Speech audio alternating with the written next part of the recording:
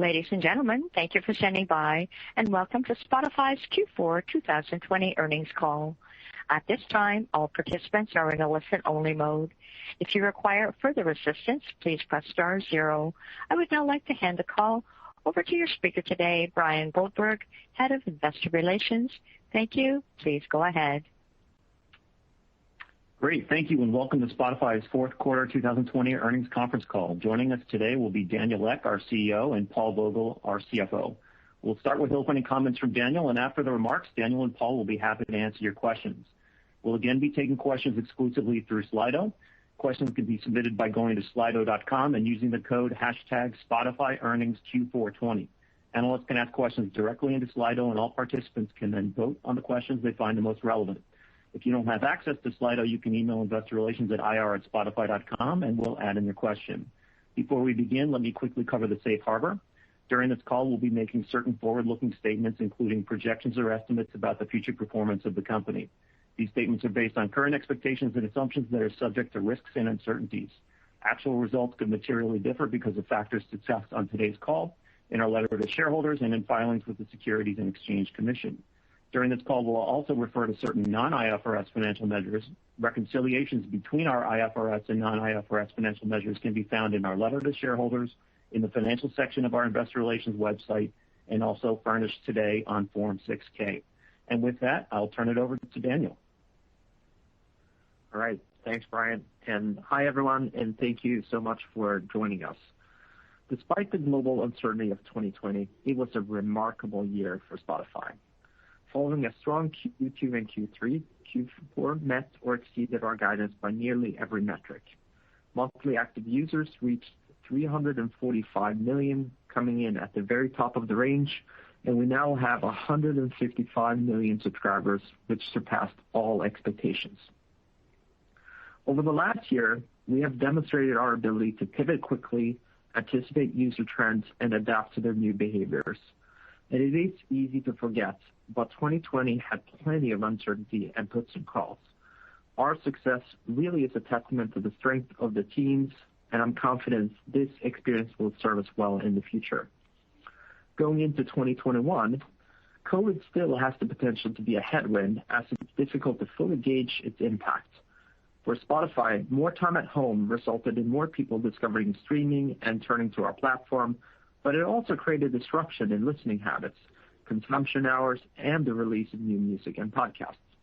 We believe it's caused us to pull forward subscribers across the back half of 2020, which makes it really hard to predict if we'll drive the same subscriber growth in the year ahead. However, the trend lines are healthy, and long-term, the shift from linear to on-demand that COVID accelerated will continue and remains a massive multi-billion user opportunity. Knowing your focus is likely on our outlook for the upcoming year, I want to spend a few minutes addressing how I'm thinking about 2021 and some of the uncertainty and some opportunity it brings. And as a reminder, our approach to forecasting is to only forecast where we have a very high degree of certainty that we will achieve. Given the uncertainty we face today, I suspect that our full year 2021 plan will have a higher variance than prior years. Therefore, what you see reflected in the forecast is what I believe we will absolutely do. This does not mean that that's what I hope we will achieve, as evidenced by our outperformance in 2020. So I thought it might be worthwhile to outline some of the biggest drivers that may contribute to this variance. For example, while we have seen some pull-forward effects that may slow down subscriber growth in some markets, we are shifting to drive more aggressive revenue growth where we know our pricing power will enable us to increase ARPU. We've long believed that Spotify provides exceptional value, and the positive early data we're seeing from this price increase that we announced in October makes us very optimistic that our users agree. This week, we implemented price increases across a number of markets, and we will continue to evaluate future increases carefully based on the broader global economic impact of COVID. Another important tailwind we will pursue is the continued expansion into new markets. We launched in South Korea on Tuesday morning, tapping into one of the fastest growing music markets in the world. And there are still millions of creators and billions of listeners who don't yet have access to Spotify. and work is underway to change that, and I will share more in the near future. The impact from expansion into new markets also creates some uncertainty as we forecast user growth. And it's been really challenging to predict. Take Russia as a prime example. We quickly and significantly surpassed all expectations there. The result of this outperformance is that we saw some additional pull forward of user demand, again leading to growth in 2020 that we expected to occur in 2021. Another area of the business where we're seeing extremely strong results, but where the true payoff of Spotify is still in front of us, is podcasting. In the last year alone, we tripled the number of podcasts on our platform, moving from about 700,000 in Q4 2019 to 2.2 million podcasts today. And we've also significantly grown the number of podcast users on Spotify. Going forward, I think our investments in originals and exclusives are creating more and more reasons for listeners to choose Spotify. And our exclusive programming is already proving to be an essential part of our differentiation. That said, with a small number of these shows on our platform today, but many more in the pipeline, it is very difficult to know exactly when we'll see the compounding effect of these investments. But all early indications are very positive. Another example is our advertising business. Other platforms have experienced inconsistent ads growth in their early years, and we're no exception to that. And we're putting more resources into developing this business, and in Q4, our ads business accelerated, finishing above forecasts. In our mature markets, our largest issue was that we were inventory constrained. And while this sounds like a good problem to have, and I guess it is difficult for us to predict how quickly we can open up new inventory. And I expect that as the category of audio ads matures and more radio dollars move to streaming, this area will become much more predictable, but for the next year or two, it will be a bit more uncertain. So, to conclude, 2021 brings more uncertainty than any normal year. That said, we have a high degree of confidence in our ability to deliver against the guidance we provided, and we were able to overcome unprecedented uncertainty in 2020 and exceed almost all expectations. And I believe that we can do the same in 2021. I'm also focused on identifying where we can seize new opportunities and drive sustained growth in the long term. Just look at what happened to video in 2020. Linear video fell apart as viewers flocked to on-demand, and the companies who were not prepared to take advantage of this disruption faced huge challenges as their business models were upended. A similar shift hasn't happened yet to linear radio, but you've long heard me say that it's coming, and I'm more confident today that that's inevitable. But unlike video, there are only a handful of companies who will be able to take advantage of this disruption in audio, and no other company has the capabilities or is as well positioned as Spotify for this massive opportunity, and that is our eye on the prize. And with that, I'll turn it back to Brian. Great. Thanks, Daniel. Again, if you've got questions, please go to slido.com, #SpotifyEarningsQ420. Once your question is entered, you can edit or withdraw your question by selecting the option in the bottom right.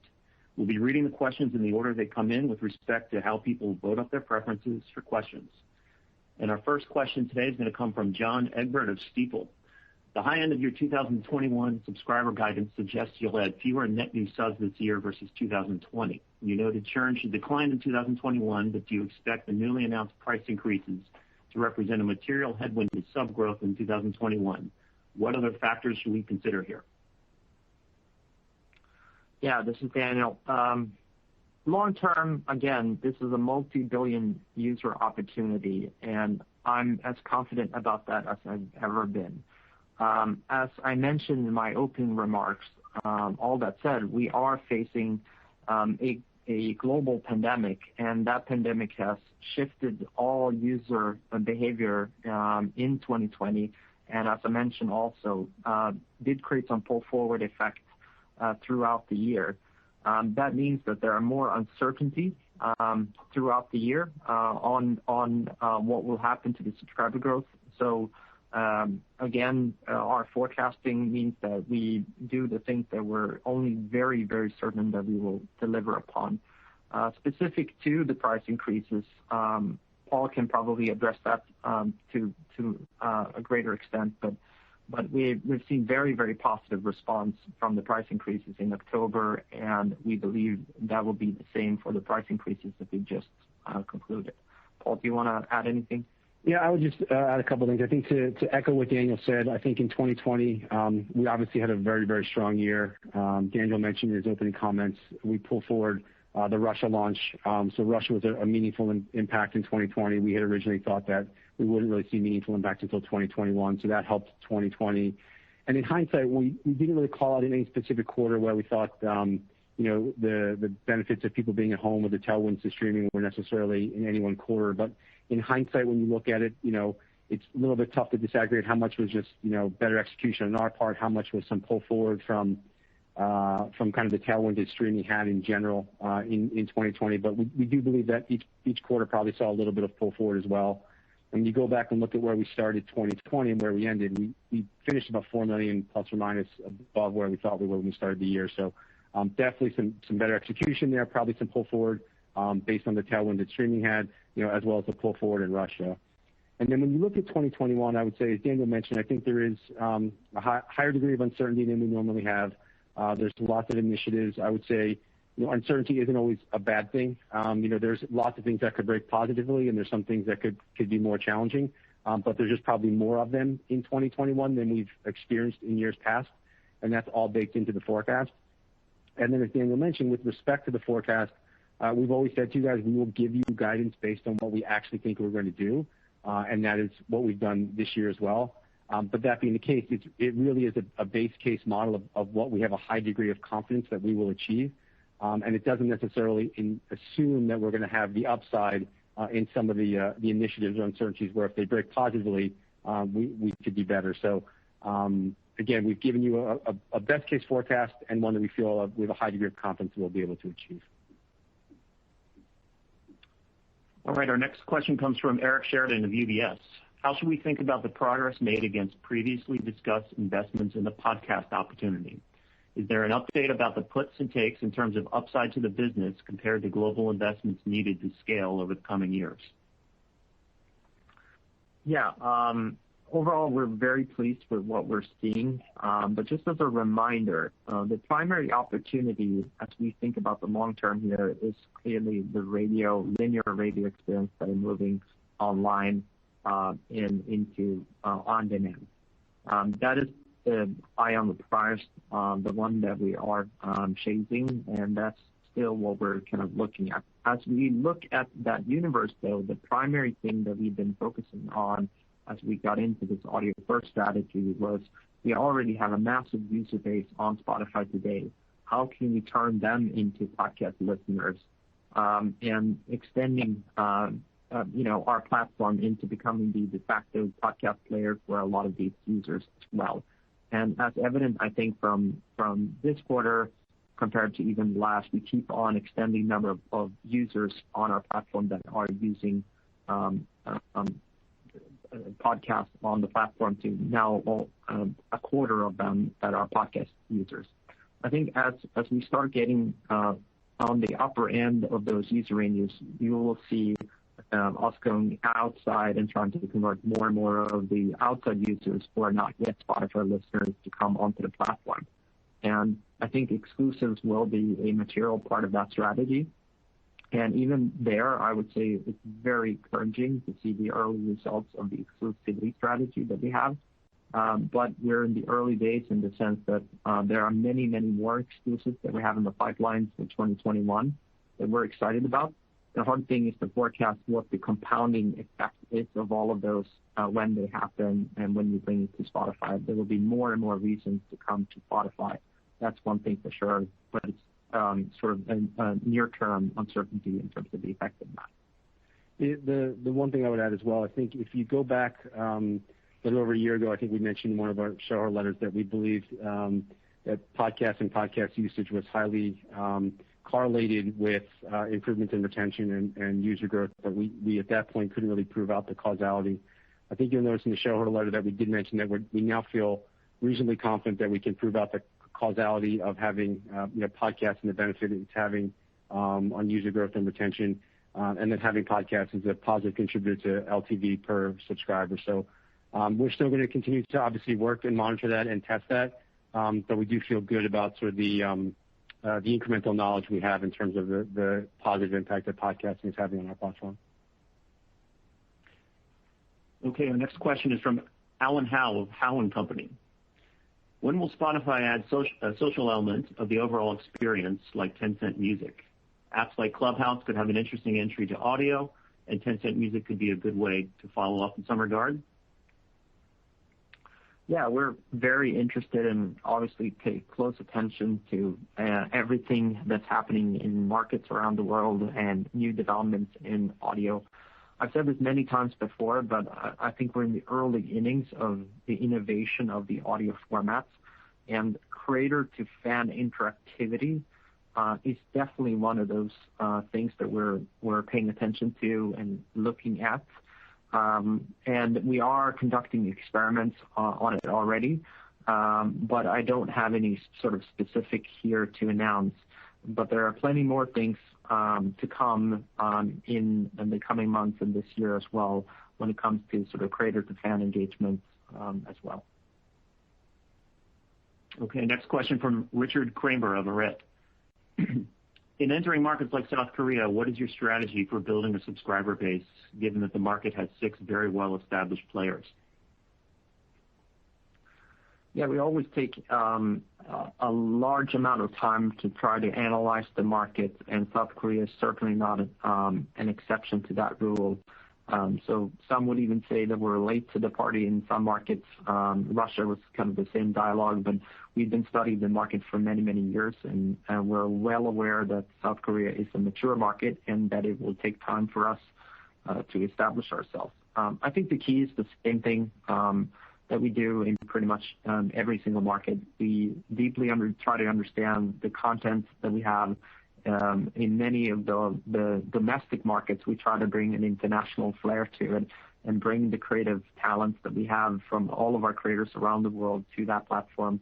I think we can definitely do a good job there. I think our strength in personalization will certainly play incredibly well in South Korea. And specific to the South Korean market, we obviously have a lot of partnerships. For instance, with Samsung, which is a major player in South Korea. So that and the 2,000 other devices that Spotify's on is a major contributing factor, I think, to why the user experience is better and why I think South Korean consumers are very excited about Spotify. Okay, our next question comes from Brian Russo at Credit Suisse. Do you think customers would be willing to pay specifically for podcasts? And if so, would the margin profile of that podcast revenue look different than your existing premium service? I think we're in the early days of seeing the long-term evolvement of how we can monetize audio on the internet. I've said this before, but I don't believe that it's a one-size-fits-all. I believe, in fact, that we will have all business models, and that's the future for all media companies, that you will have, ad-supported subscription and a la carte sort of in the same space of all media companies in the future. And you should definitely expect Spotify to follow that strategy and that pattern. So I think it's early days, though, to specifically kind of look at how that could play out. But obviously, if that were to be the case, that revenue profile would be different than how we do music. Okay, next question from Mike Morris at Guggenheim. Did the meaningful audience uptick for the Joe Rogan Experience come from new or existing Spotify users? How does the premium to free mix of heavier podcast users compare to the overall base? And can you share the churn difference between podcast users and non or light users? Paul, do you want to take this one? Yeah, I'm not going to be overly specific, but obviously we do believe that Joe Rogan has contributed positively to user growth on the platform. We haven't broken out how much of his usage has come from existing users or new users. But if you sort of take a giant step back, part of the strategy when you bring someone like that on the platform is it's going to have a couple of different effects. One is to bring new people onto the platform, and another is to create a better experience for those already on the platform, whereby their retention increases or their churn goes down. And so all of that is still what we believe to be the case and will happen. We haven't really given the split between free and paid podcast users, but as I said earlier in my commentary, we are increasingly comfortable that podcasting are having a positive effect on LTV for subscribers. And so that's where the continued investment comes from. Okay, another question in the queue from Eric Sheridan at UBS. How does the team think about strategies around tiering the product by format or content over the long term? I just lost that question. There we go.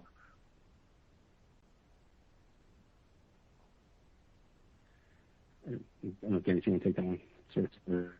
Yeah, I can try to answer it. Anyway, so again, I think we're currently in the evolution stage, and I think you can see this in other media formats as well, where it's pretty much been in the early stages of adoption, you try to go for simplicity. So you have a one-size-fits-all in order to have an easy consumer proposition that consumers understand. In our case, we had a free tier and a paid for tier.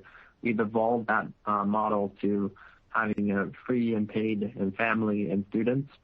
I think as you get to the next level of growth and even more local markets, as we expand, you're going to see many more configurations than the ones that are currently there. And it's going to be a mix between subscription and advertising and a la carte that will play a role into the Spotify future. Okay, next question from Matt Thornton at Truist Securities. As it relates to price increases, could we see a family plan price increase in 2021 in the U.S.? Further, does guidance assume any impact to retention, conversion, gross adds from the plan price increases? You want to take it? I'll take it. So on the price increases, as we've talked about, we launched 7 markets a little while ago, and then 25 more markets most recently. We are not going to specifically talk about what markets may or may not come in the future, so we'll just have to see. I mean, there's obviously a number of factors that will go into price increases and where we launch them and the magnitude, and the number of factors. Some of them are the maturity of the market, both from streaming in general, our penetration rate there, how we feel about each individual market.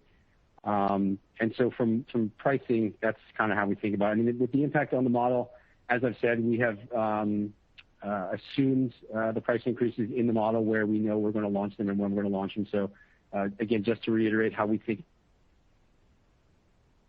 plan throughout the year is baked into our guidance. That being said, as I go back to my earlier comments, we sort of give you the base case of what's going to happen. So we have some assumed positives or negatives to churn or retention based on price increases, and we'll see how the year rolls out. And I think as Daniel mentioned earlier, there's still a tremendous amount of uncertainty throughout the year, COVID being one and the impact that has on the global economies. I will say now that we're past 2020, we had expected to experiment with more price increases in 2020 than we did. We pulled back on that because of the pandemic and because of the uncertainty and because of not wanting to raise that with consumers given all that was going on. And so when we talk about the unknowns into 2021, that's another unknown, which is how confident do we feel in certain markets and the timing, and a lot of that is still TBD. Okay, next question from another one from Richard Kramer. Artists lost their main source of income during the pandemic, live performance. Is Spotify in a position to support live streaming performances whereby artists would get directly directly paid by the platform? Yeah, this has been a very, very rocky year, of course, for a lot of artists around the world, and where they've seen sort of their lives upended based on COVID and their livelihoods. We have responded in a number of ways, including artist picks, the COVID relief fund, et cetera. And one of those happens also that traditionally on the Spotify artist pages, we have had concert listings. We have now evolve those to include also live performances as well. Those do not happen through Spotify directly, but it's facilitated so that artists can point consumers to that. And I know that there's been a number of artists that have been experimenting with those types of performances, and some have been quite successful in doing so. So we absolutely offer the opportunity, but it's not something that we are a principal of today. But we, of course, look very carefully about how it's going and what works better than what doesn't to evolve. And again, long term, our strategy, as I said, it is to allow those creators to fan engagements to happen on the platform in an even greater extent than what it currently does today. Okay, next question from Rich Greenfield of Lightshed Partners. We've seen Amazon buy Wondery to integrate podcasts into Amazon Music, and Apple appears to be gearing up to launch some form of subscription podcast product. While this is clear strategy validation, curious how you expect it to impact Spotify and the ability to make acquisitions in the category. Yeah, I mean, what I would say is I definitely do believe that, and we're not surprised that something like audio that interests billions of consumers around the world also will catch the attention of the big companies, because there are very few spaces that have hours of most consumers' time of day and reach billions of people at the same time. So we're not surprised that this is happening, and we also do look at it as a validation that we're heading in the right direction. Again, we did expect this, hence why we've also been very aggressive previously with the acquisitions. Most of our strategy going forward, while we don't exclude any further acquisitions, it is about ramping the ability of our own production capabilities that we now have through all the studios that we have acquired. And just to put that in a finer point, because I think this is kind of one of the internal points that I use to our team most of the time. I believe about 3 years ago, there were fewer than 30 people at Spotify that were actively producing content that ended up on our service in one way or the other. And that number now is, I would say certainly during 21, it will be closer to 1,000 people. So it's really a tremendous kind of shift as a company, and even our skill sets that we have. And we're looking to use some of those muscles that we've added to our roster throughout the last 2 years and create even more amazing content for our users to experience. Get another question from Richard Kramer. Is there any reason to believe you can change the terms of deals with the labels to carve out time for podcasts and reduce the value of payouts to labels for the pool of listening? While I can't comment specifically on how our label deal terms looks like, we have said this before, but podcast is a separate category and does not involve how we pay out for music royalties. I don't know, Paul, if you wanted to add something to that. No, as we said, we carve out the advertising on podcasting. So as that grows, we'll continue to get the benefit of the advertising revenue on top of podcasts. And then, to Daniel's point, how the relationships evolve over time. We don't really get into the specifics. They always change. Okay, next question from Stephen Cahal. The implied 2021 incremental operating margin looks like it's approximately 3%. Is 2021 indicative of the operating leverage of the business on OI, or are there other factors ahead that should drive more meaningful margin expansion? I don't necessarily want to get into a full modeling discussion on this call, but I guess I'll give some high-level thoughts on kind of operating margins over time. I'd say one is you do have to take into consideration year over year and the impact that social charges have on reported numbers. But we could sort of take that aside, and we're happy to have those conversations offline. When you look at sort of the big components on the impact of the operating margin after the gross profit, you think about R&D. We've been pretty consistent and steady about talking about that we're going to continue to invest heavily in the business. That's an area of our financial model that you probably won't see a lot of leverage in, that if we could, we'd probably even spend more there in order to continue to grow the business. And then when you look at sort of sales and marketing, I think there are areas over time that we could be more efficient there, potentially on the marketing side, we'll see, and then also on the sales side as we add more automation into the ecosystem and more self-serve products and those types of things. And then the G&A side as well. I mean, it's a heavy lift, first to go and be prepared to be a public company, and then as you continue to launch more and more markets, what you need to do from the infrastructure standpoint. Obviously, there's some build out there, but you can imagine over time, once we're in more markets where we want to be and we're at a sufficient scale, you'll start to see leverage on the G&A side as well. I just maybe want to add one more perspective too. We are very much still in the investment phase of Spotify, and it's not just the investment phase in music that we're pursuing, because clearly there we could show a lot more operating margin improvements as well by, for instance, lowering the sales and marketing costs and some of those things that Paul mentioned. But we're going after billions of consumers around the world, and we're going broadly after the category called audio. And even more so, I think the future of that audio platform is one where you will have millions of creators that are interacting with consumers in a social fashion, and to allow us to be that platform where they can grow their audience, they can engage with their audience, and they can monetize them in a number of different ways. Those are all the capabilities that we're investing behind. And these are multi-year investments, plus, of course, adding to the fact that we're producing our own content, we're pursuing exclusives, we're going into categories, we're going into new markets. Those are all the things that you're seeing in the P&L, coming through that we are doing. And in many cases, on a company our size, many of the investments we're even making now are years in the making, and many of the things you see flow through from the goodness are also things that we did years ago. So we're very, very bullish on the long term, and we're still investing behind that bullishness, and that's what you should be expecting. And I think at a mature state, the business will look very different than the growth stage that we're investing behind now.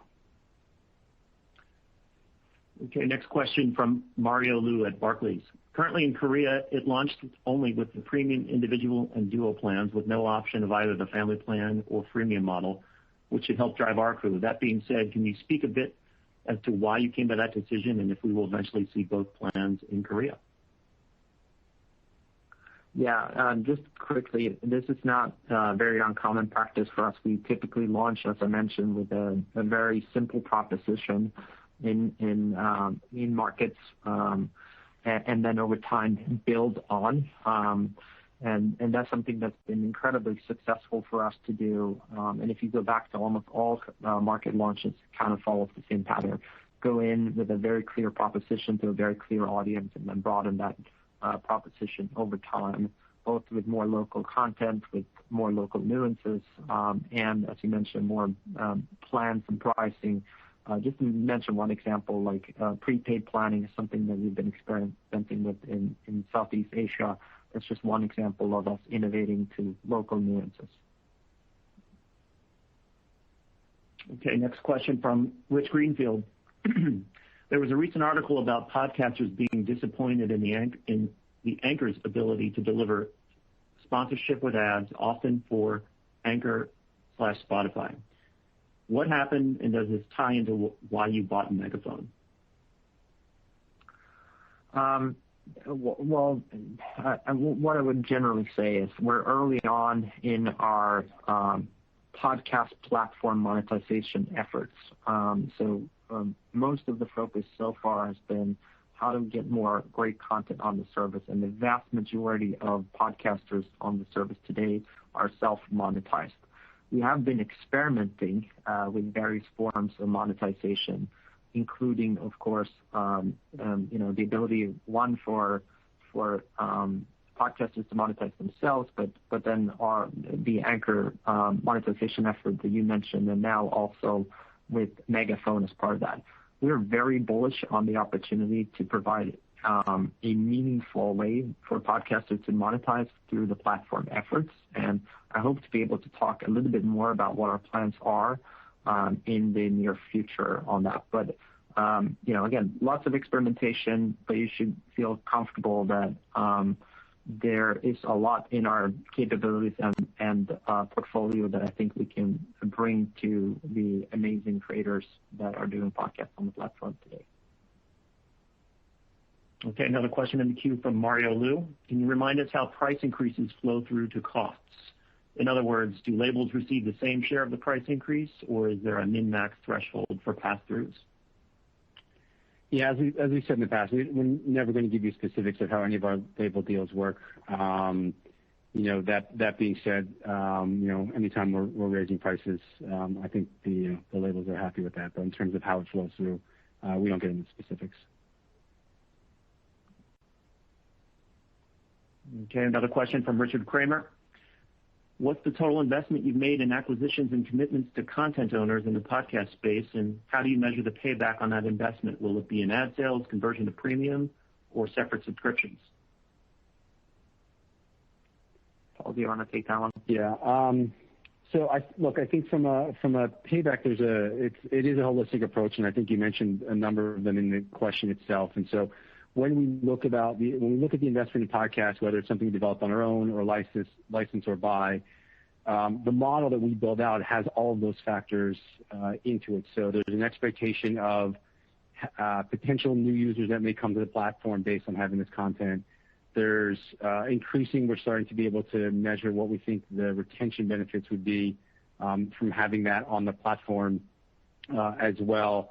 And then over time, it's, how much can we grow advertising ad sales through it. There's a lot of nuance in there. Obviously, there's certain points and inflection points where you have enough content on certain type of content or certain genre or certain demo where you could have an inflection point on the advertising side where once you get to that threshold, you can even have a faster growth because you have that critical mass, and so that will weigh into it as well. So we look at all of those factors to measure it. And I would say, additionally, as I said earlier, for us, it's really spending the time to understand how much value different pieces of content have on our platform, understanding what we should be paying for different pieces of content on the platform, and then understanding sort of the causality between having it and then, how much it benefits LTV. So we're looking at all of that. We're modeling all of it out. And I think when you look at, as Daniel mentioned, we continue to invest and be in investment mode. We have said back I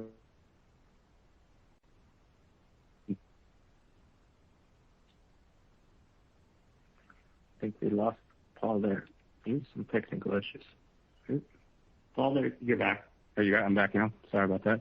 I was saying that if you go back in the past, we've said if you continue to see us invest in podcasts and podcast content, it's because we are seeing the benefits within our ecosystem. And the more we invest, the more you can have some confidence that the goodness we're seeing throughout Spotify and the benefits we're seeing, we're going to continue to invest against. So I apologize if I got cut off too much. I'm happy to restate anything I missed. We've got a related question in the queue from Josh Lay, Covenant Capital. You expect 2021 gross margin to be lower than the current level while seeing premium ARPU improvement. Can you elaborate on content costs and podcast investments in 2021? Yeah, let me address a couple of that. So with respect to ARPU, I think what we said is improvements in ARPU, not necessarily up year on year.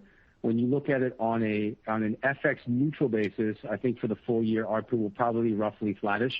Currency is still a pretty big impact on our business. It's pretty material in Q1, as I think we wrote in the shareholder letter. So it will still be down a little bit in the first half of the year. We do expect ARPU to increase sequentially throughout the year. But again, because of currency, it probably will still be slightly negative from a reported basis.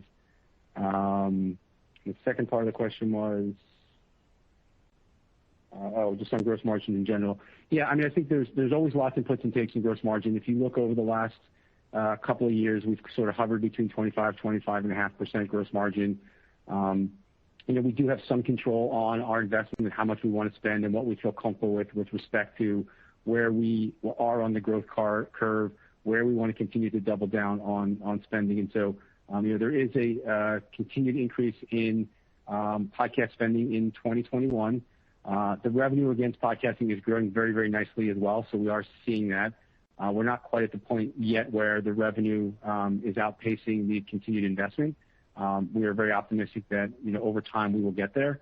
But as Daniel mentioned, we're going to continue to invest, and that investing has a compounding effect and a compounding benefit on the business, and so that's where we're headed. Okay, another question from Rich Greenfield at Lightshed. It appears Apple is going to enable direct monetization for podcasters akin to Patreon, compared to an aggregated subscription the way Spotify does. Can you explain why your model is superior for podcasters? Yeah, sure. So first and foremost, while I can't speak to what anyone potentially may do, I think I alluded to this in some of my prior remarks. I don't view the future of Spotify to be a one-size-fits-all. And even today, if you are a podcaster, there are plenty of ways for you to monetize through Spotify. So again, you can come in as a consumer, as a free user, you can come in as a paid subscriber, and long term, I believe that we will allow for all three models, which is both advertising, a subscription, and a la carte as the future for creators. Okay, another question from Richard Kramer. Given that your podcast engagement definition is now seeing content for more than 0 milliseconds, can you provide us with a more useful metric on podcasting? For example, time spent relative to music. Yeah, it's not a metric we've given out in the past. We've talked about that 25% of our MAU engage with podcasts. That's where we are now, which is up from 22% in Q3. Clearly music is still the dominant mode on Spotify, but the podcast listening has continued to move up materially every quarter, and it was up again in Q4. So, all right, great. We've got time for one more question, and that's going to come from Ben Swinburne at Morgan Stanley. Daniel, is the growth strategy shifting from focused on users to a balance of price and users? If so, why does that make sense to do now? Does it suggest user growth has peaked? And then a follow-up for Paul, does the premium user guide for first quarter of 21 assume any additional churn from the price increases? So why don't I start, and then you can take the second part of the question, Paul. So from my side, I think we've talked about this a number of different times, including when Barry was there. There's three legs to the stool of how we can grow. One, we can improve our product proposition. Two, we can launch new markets. And three, we can raise prices. Up until now, you haven't really seen us flex the third muscle because we've been focused on improving our product proposition and launching new markets. And that is still the majority of what we're doing. But take my home country, Sweden, as a great example. That is a clear case where we are tapping out of an addressable population. Hence, raising prices in Sweden probably makes sense in order to grow, which then obviously not only compensates Spotify, but compensates all the amazing creators we have on our platform, and it allows us to strengthen the proposition to them as well. So we're trying to optimize for growth, and there's three ways to grow, and we're now adding the third part of the stool here as well. But I don't think you should read into that the growth has peaked. It is more that we're now sort of flexing our muscles and adding that third part two. And we have experimented with it for quite some time, I should say as well. Like we started 2 years ago, so it's not something that we've done just in a rush. We did it in Norway 2 years ago. We've done it since in Argentina, Australia, and in many, many other markets, throughout the time. But this is the time maybe where you're seeing it's actually becoming a real part of the strategy. Mostly, in fact, because of all the positive response that we have been seeing of just the value that we're providing already to consumers. So we feel we have this opportunity and that it will benefit both Spotify and all the amazing creators on the platform. Yeah, Ben, and then with respect to Q1 in particular, I would call it a couple things. One is last year in Q1 we had an exceptionally strong Q1. We had, as we often do, experiment with different marketing plans and different plans. And so we had some of our promotional activity, which normally ends at the end of the year, continue on through into February of Q1 2020, which we think obviously benefited Q1 of last year. We don't have a similar promotion running in Q1 of this year, so the comp between a promotion last year and no promotion this year will definitely impact growth in Q1. And I would say secondarily, we obviously had a very, very strong Q4. We think there's potentially we pulled forward some of what we would normally get in Q1 into Q4, given the upside there. So again, we feel really good about kind of where we're headed in 2021. But Q1 does have some pretty challenging comps relative to the promotional activity we had last year and the lack thereof in Q1 of this year. Okay, we're out of time for the question and answer session. I will turn it back over to Daniel for some closing remarks. All right. Well, thanks, Brian. I'm very encouraged by the progress we made on our path to becoming the world's #1 audio platform. And I want to thank all the Spotify employees who stayed focused on our creators, fans, and partners around the world this year and for executing at such a high level. While it's still early days, it's clear to us that our strategy is working. Looking ahead, we will continue to enhance the user experience, expand into new markets, and develop and acquire unique content for both new and established creators. We're planning to share more details about these innovations as well as what's next for Spotify during our Stream On event later this month. I hope you'll join us for this virtual event as it will shed more light on what the coming months and years will bring. I'll be talking more about it and our earnings report on our podcast, Spotify for the Record, which will go live on our platform tomorrow. Thanks again for joining us.